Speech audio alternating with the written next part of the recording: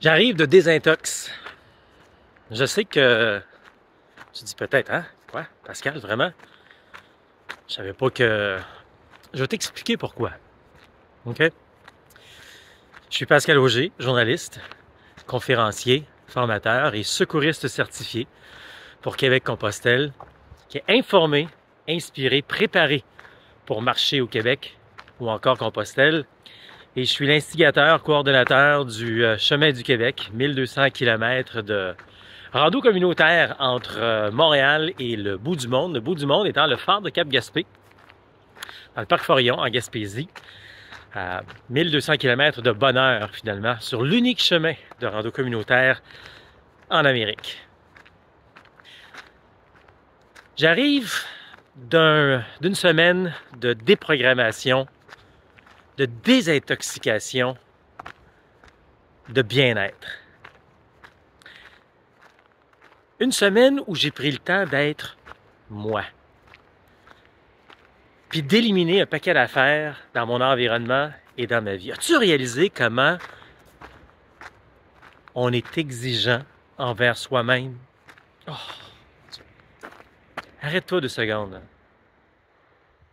Comment on est exigeant. Puis c'est quoi? J'ai fait exprès pour m'arrêter. Là. Je trouvais que je marchais vite. Puis marcher vite, c'est souvent une exigence de performance, de vite. Je dois être à un endroit, je dois terminer cette marche-là pour passer à une autre étape. Juste des petites choses comme ça. Je reprends doucement. C'est-tu live pas mal, là, tu sais, là? On est exigeant, on s'en demande tellement, on veut être productif, puis pas juste ça. On n'est pas juste exigeant envers nous. As-tu remarqué comment tout est exigeant envers nous? Notre douce moitié, bien qu'on aime cette personne, puis qu'elle veut notre bien, exigeant envers nous, comme on l'est peut-être envers lui ou elle. Nos enfants, qui veulent avoir des choses, qui veulent sortir, qui veulent de l'argent, exigeant envers nous. Le voisin, exigeant envers nous. Ton patron, hein? Qui veut tout le temps que tu en fasses plus rapidement, qu'on coupe à gauche, coupe à droite.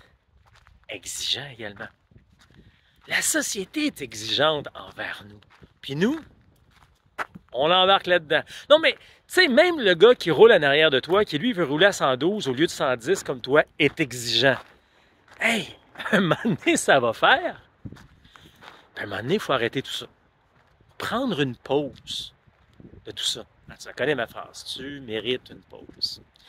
Et c'est pour ça qu'à chaque mois, moi, je pars avec des gens et on va se faire du bien, on prend une pause, on arrête le temps, on lâche prise pendant une semaine.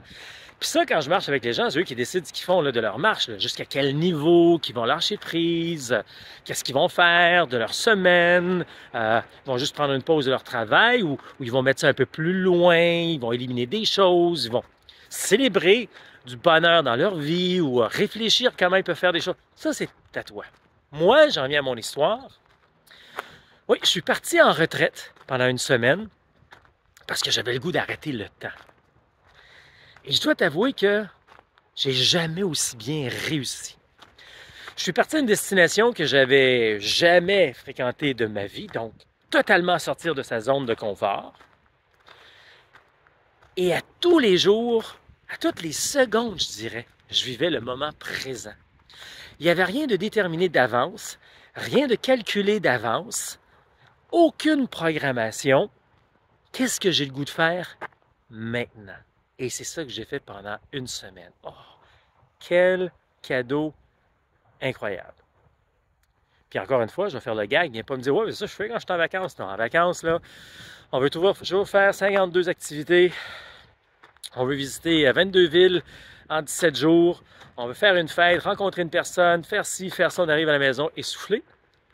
Puis si tu restes à la maison très souvent pendant tes vacances, ben, tu t'entends à faire du ménage, faire de l'entretien, faire des réparations. Prendre une pause, là, c'est pas des vacances.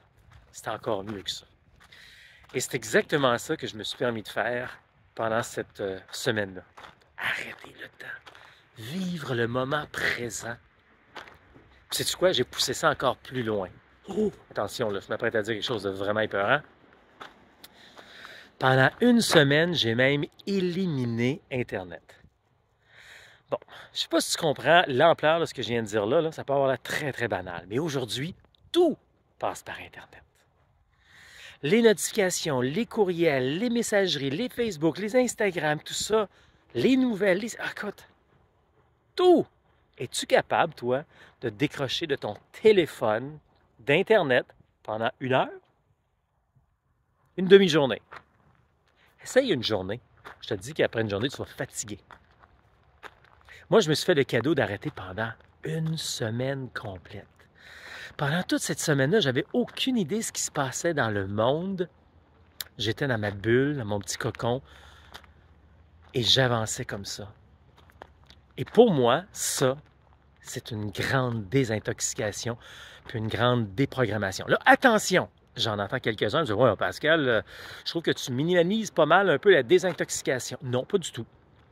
Je comprends que c'est différent peut-être pour des gens qui ont des problèmes, des maladies avec l'alcool, avec les drogues, mais c'est drôle comment, dès qu'on parle de désintoxication, je sais que tu as fait la même chose, hein? Dès qu'on parle de désintoxication, tout de suite, on pense à la drogue, aux alcools. Alors que dans notre quotidien, on est intoxiqué de productivité, d'exigence. Puis ça, qu'est-ce que ça fait? Bien, ça nous met le système à l'envers. Ça fait en sorte qu'on se tape des burn-out, des maladies. Alors, c'est important de prendre cette pause. Fait que l'intoxication, bien que oui, à toutes les fois qu'on dit ce mot-là, on voit l'alcool et les drogues, mais ça peut être autre chose également. Désintoxe-toi de ton quotidien qui te rend malade. Des choses que tu n'aimes pas faire. Des choses qui ne te donnent aucune énergie positive. Fais-toi ce cadeau-là. Puis souvent, pour faire ce cadeau-là, il faut s'arrêter pour voir ce qui se passe dans notre environnement. Et c'est exactement ce que j'ai fait quand je suis parti, comme ça, en retraite, pendant une semaine, dans un lieu que je ne connaissais pas du tout. Tout simplement vivre le moment présent et faire ce que j'avais le goût de faire sur le coup, de manger quand j'avais le goût, de bouger quand j'avais le goût, peu importe, tout en faisant, ça juste, un mot-clé ici, là, bouger, tout en faisant mes 10 000 pas quand même à tous les jours. Fais-toi ce cadeau-là. Prends du temps de faire du ménage, de t'arrêter, de te déprogrammer, de te désintoxiquer. Je suis Pascal Auger, puis moi, j'aime aider les gens qui sentent le besoin qui sont en réflexion et qui sentent le besoin de prendre une pause de leur quotidien pour mettre plus de sens, plus de liberté, plus de bonheur dans leur vie. Puis nous, on fait ça avec la rando communautaire. D'ailleurs, si tu aimes ce dont je viens de te jaser, regarde alentour de la vidéo aussi, il y a un lien.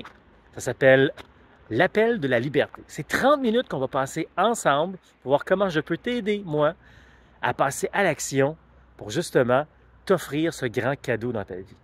Parce que la marche, la rando communautaire, c'est le plus grand cadeau que tu vas faire dans ta vie. C'est là que tu vas enfin prendre une pause et peut-être réaligner des choses dans le bonheur. Donc, 30 minutes qu'on va passer ensemble pour voir comment je peux t'aider à passer à l'action. Regarde autour de la vidéo, il y aura quelques questions à répondre avant, questions préparatoires, et par la suite, tu auras accès à mon horaire personnel et tu choisis ton temps.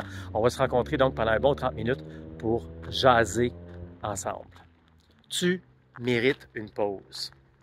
Alors réalise ton rêve de marcher au Québec ou encore Compostelle. Ça marche.